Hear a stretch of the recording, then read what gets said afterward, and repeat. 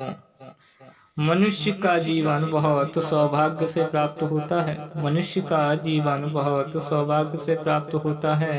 ऐसे में इसे सही कार्य में लगाना चाहिए और भूल से भी कोई पाप कर्म नहीं करना चाहिए। लेकिन जाने अनजाने में मनुष्य से कभी ना कभी कोई ना कोई पाप कर्म हो जाता है।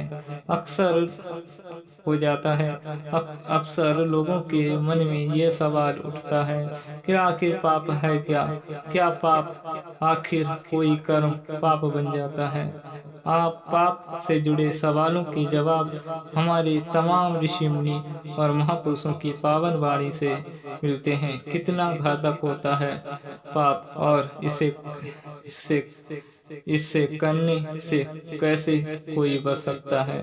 यदि कोई भूलवश हो जाए तो इंसान को इससे गलती हो जाती है, लेकिन उसे हमेशा डूबा रहना उसमें हमेशा डूबा रहना शैतान का स्वभाव होता है दोस्तों। वहीं पाप कर्म पर दुखी होना संत का स्वभाव होता है, जबकि पाप कर्म से मुक्त हो जाना ईश्वर का स्वभाव होता है दोस्तों। और आगे भी हम लोग और भी जानेंगे ज्ञान। मनुष्य अपने जीवन में पुण्य के सुख को तो भोगना चाहता है, लेकिन वह पुण्य कर्म करना नहीं चाहता है। इसी प्रकार वह कभी भी पाप कर्म भोगना नहीं चाहता है, लेकिन वह पाप कर्म को छोड़ना भी नहीं चाहता है। यही कारण है उसे जीवन में कभी सुख नहीं मिलता है और वह हमेशा दुखी रहता है।